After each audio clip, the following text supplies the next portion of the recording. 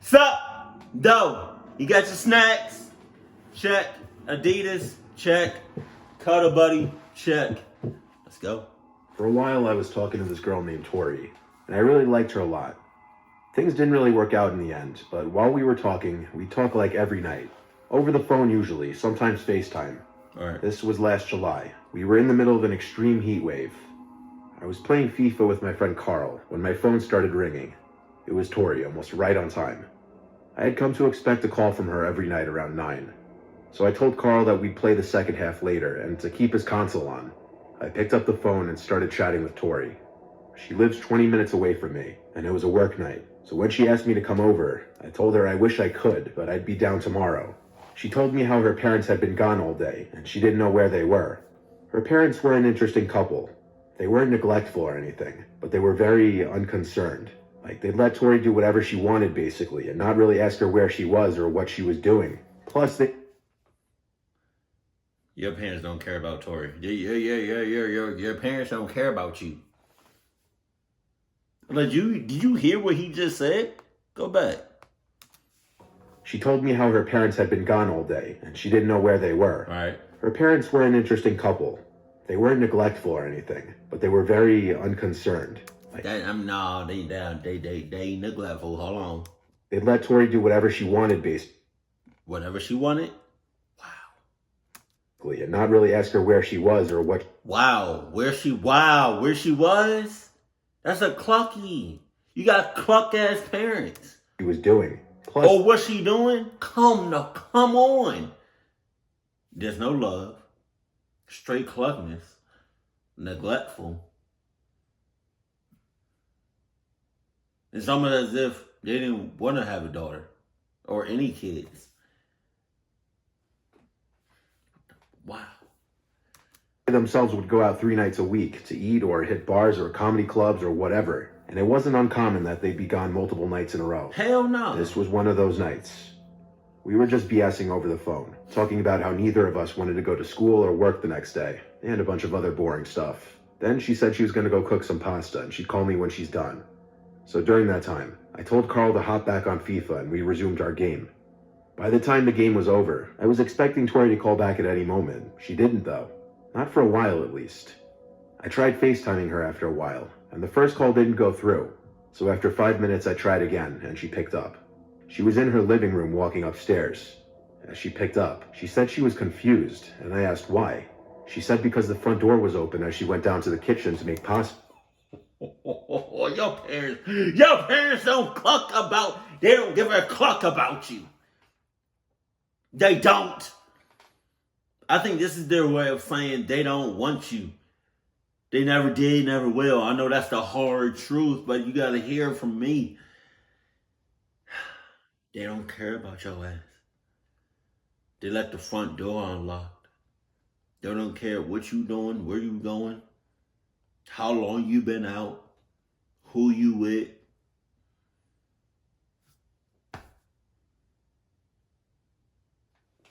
If something happened to you, they be like, oh, damn, that's tough.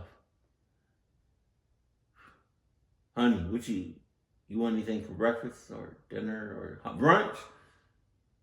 Brunch? How about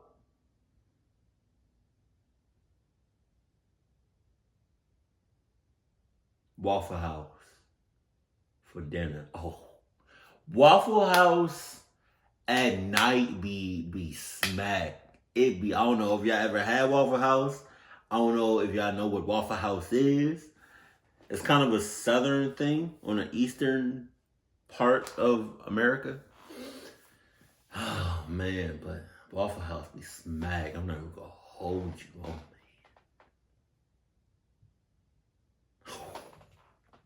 me. But her dad's car wasn't in the driveway, so her parents weren't back yet. She kept acting all worried and scared, joking that someone's in her house and gonna kill her. I was like,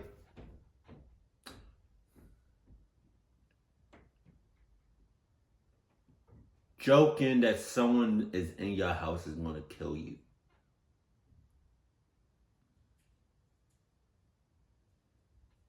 There's there's a lot of things that you do not joke around with. One of them is herpes. But the other thing is that somebody could be in your house and wants to kill you.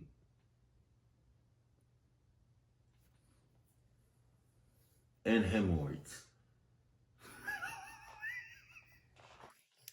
And mess with her, saying you're probably right, and she'd playfully tell me to stop. She got back to her room and was laying in her bed, and about a minute later, she remembered she left the pasta boiling for too long, and she ran downstairs to the kitchen, leaving her phone behind.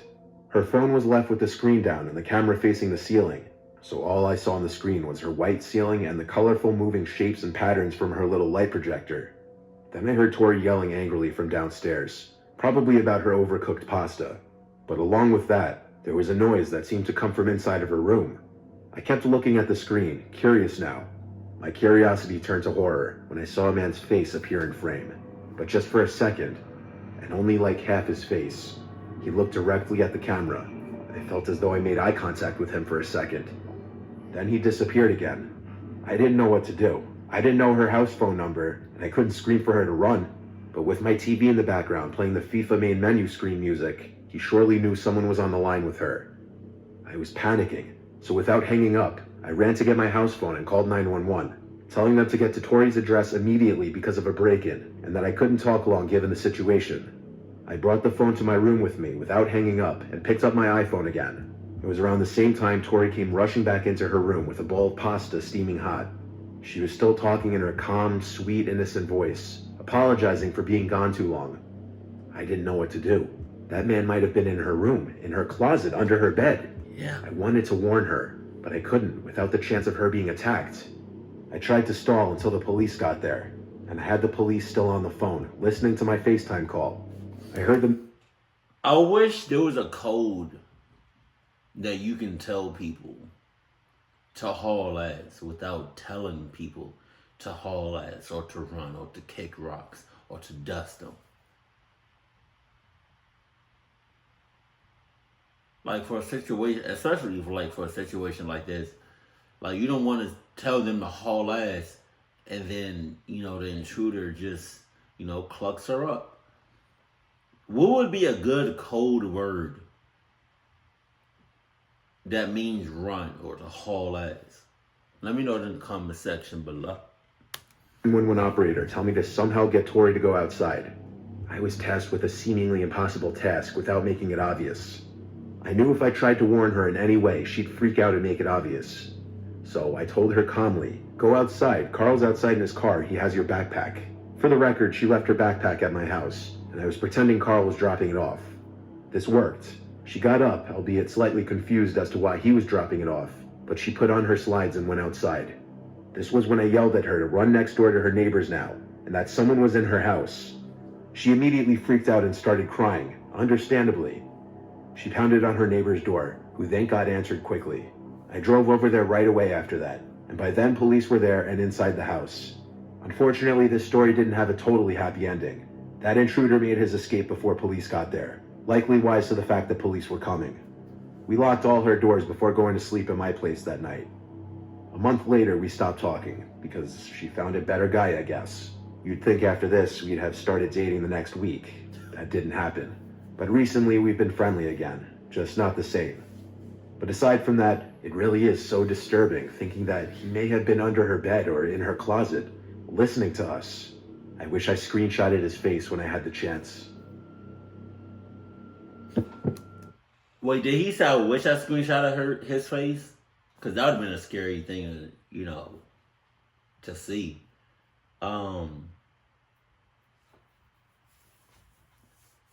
But I mean, I don't think he's not caught, and he knows where she lives. Damn.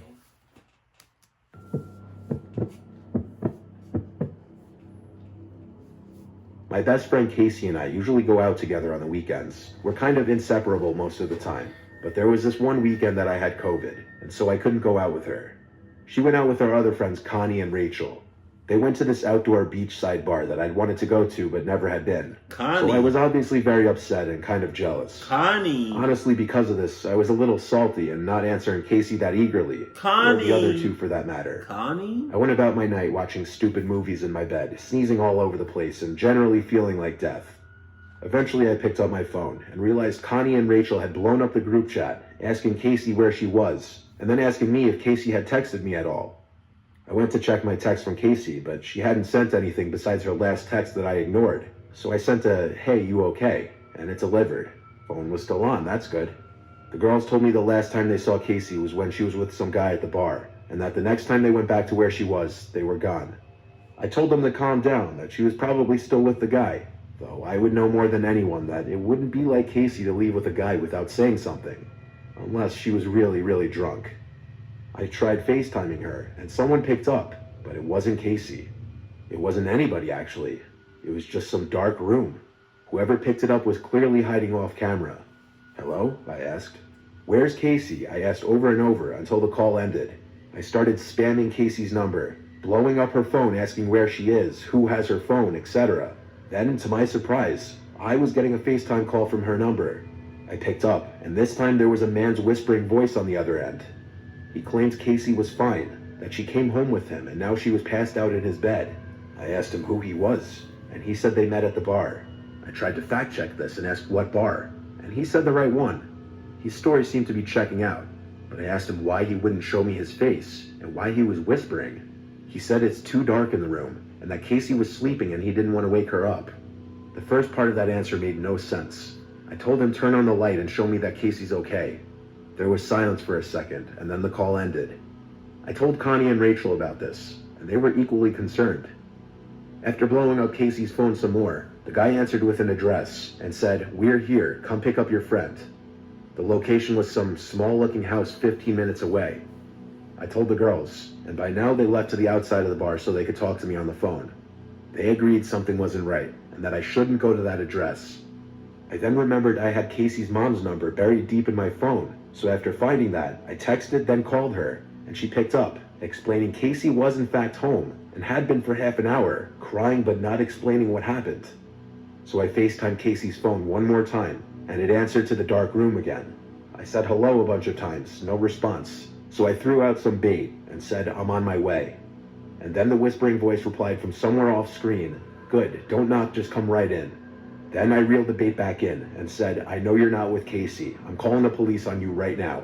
And then something I didn't expect happened, and it freaked me the hell out. In a split second, the phone was picked up off wherever it was sitting, and all I saw in frame was this ugly, creepy-looking man looking into the camera. He was smiling this insanely wide smile, and his eyes were open as wide as could be. It's as if he was trying to make as scary of a face as possible. I hung up because I couldn't look at it. So Casey was leaving the bar with the guy she was with, and they got into what she thought was an Uber, but the driver and the guy she met were acting weird, and she found out that they knew each other somehow. If you're in a group and you out in public, stay in that group. Stay in that group. That's all I gotta say. Just stay in that group. Stay in that group. Stay in that group. Group. Suspicious it was a trap, she got out of the car the first chance she got, but she didn't have her phone on her anymore. She borrowed some random person's phone to call her mother to pick her up. Casey and her mom called the police, and I met them at the house address that was provided via text. I met them there, but didn't get close to anyone to not get them sick. Casey's phone's last location on Find My iPhone was indeed at that house address, so police knocked on the door and no one answered. There wasn't anything they could do, but they suggested to call 911 again in the morning and knock again then, and that's what they did. And the next morning, an older man answered and claimed he didn't have anyone's phone, nor did any young men live in this house, nor did he know anything about the entire story. Casey says he might have been the driver in the car, but she can't tell for sure. There was not much else that could be done. Casey's phone was off, and the last location was never updated again. Do we know for a fact Casey dodged a bullet? Yes. Do we know what that bullet was? Hell no. Stay in your groups. Why is that so hard? Jesus. One night I was home alone with my brother. It was during a snowstorm in January. My parents were both away. My little brother was in his room doing whatever, while I was playing League of Legends on my computer. I get a knock on my door, and my little brother asks if I can drive him to his... That is so funny. League of Legends. Like, you know what I mean? Like we for the most part, well, some people, see the ads, see the commercials of League of Legends. But to actually hear somebody play it, that's pretty funny. House. I agreed to, only because I have a Pathfinder, which does well in those snowy and icy conditions. Plus, his friend only lives about 5 minutes away. So we left, and I was back within literally 15 minutes. I entered the house as I left it, quiet and empty. I went back to playing League on my computer. I FaceTimed my friend Jay, who was also playing. I would always do this and lean my phone on my monitor so it would be facing me and I could see the screen. This went on for a solid hour or two, before I heard a sound from downstairs, and I assumed my little brother got a ride back. Or hell, I assumed it was maybe our cat. I didn't go down to check though. A few minutes later, when I least expected it, Jay suddenly said, "Mark, I think your brother's sneaking up on you." I turned around but didn't see anyone. "What are you talking about?" I said. And he said he saw him peering around for a second from behind the wall. Oh my God. Now, to explain the layout of my room a bit, my bedroom is a loft, and there's a dividing wall that separates the stairway from the rest of the room. That wall was where Jay was claiming to have seen my brother peeking at me. So I called my brother's name, and he didn't answer. I went over to check the stairway, and he wasn't there either.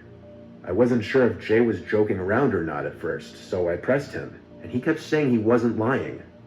So I left my room to check the rest of the upstairs. I checked my little brother's room first. His lights were out and his door was shut, so maybe he wasn't home. I checked my parents' room, and then the spare bedroom, also nothing. Plus, the front door to the house was still shut and locked. So at that moment, I was thinking Jay was trying to scare me, or he just was seeing things. Then I realized our cat Sunshine wasn't anywhere to be seen, and maybe she was the one who made the noise. I went down to the den and found her hiding in the corner behind one of the couches. Oh my God. That was odd behavior for her, and it made me more paranoid. Then I heard something. And you know when you're in a dead silent room with someone else, you can just hear their movements. Like the slightest thing even, just the sound of the cloth of their clothes rubbing on something. I heard that slightest bit of sound from behind the sectional couch in the corner of the room. I stood up and got just one step closer, and I heard a slight exhale. It was quiet, but audible enough for me to hear it. I didn't run. I walked upstairs to the kitchen, grabbed the phone, went to my room, locked the door, and called 911. Jay was still on the FaceTime. I kept him on and let him listen to my call with 911. The police arrived very quickly, and I opened the front door for them. "Where are they?" the first thing they asked at the front door, and I told them downstairs in the den. The police started shouting, making their presence known, and I didn't see it happen, but they found the intruder with his hands up behind the couch in the same spot I heard him. It was a white male in his mid-20s. He had a large blade in his pocket that God only knows what he was planning on doing with. Thank God he didn't hurt our cat while he was down there. Yeah. Sunshine hiding all scared like that also may have made me stop and listen for that 5 seconds that I did. Being on FaceTime with Jay like that also probably saved my life. I think the guy saw or just heard me on FaceTime with my friend and didn't want to witness to anything. Him hiding in the den like that instead of leaving makes me think he was planning on waiting until everyone in the house was asleep. You think? This was my fault for not locking the door when I dropped my brother off, Oh my which I God. used to do because we live in a cliche safe neighborhood, but no one's ever really safe. My family was all appalled, but proud of me for how I handled the situation. The intruder's name was Richard Taylor, and he was sentenced to 7 years in prison. Damn. That's what I'm saying. That's what I'm saying. Nobody's really safe no matter where you are, no matter who you with, no matter what you got. Unless you got the Adidas 36,000s on, then you pretty much safe. You in good hands. But other than that, no matter, no matter what neighborhood you in, no matter what protection you got, for the most part, you safe, but shit can still happen. Talking about nobody really safe. Yeah. You can think you're in the most secure place, in the town, in the state, in the country. But you never really safe. Just saying. Jesus. And he didn't check the checklist. Just saying. Stay with your peoples. If you out in a group or with anybody, for you, if you got even a +1, and that's it, stay with that person, please. Because otherwise, I'm gonna hear about you on the next Mr. Nightmare video. Best believe.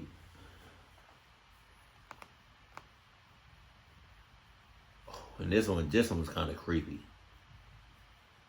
I'm glad he did that. Like, go outside, you know, like your backpack or whatever. Like, go outside and then told her. Yeah, because she definitely freaked out. Keep it cool, keep it classy, and I love you. Stay happy, my family.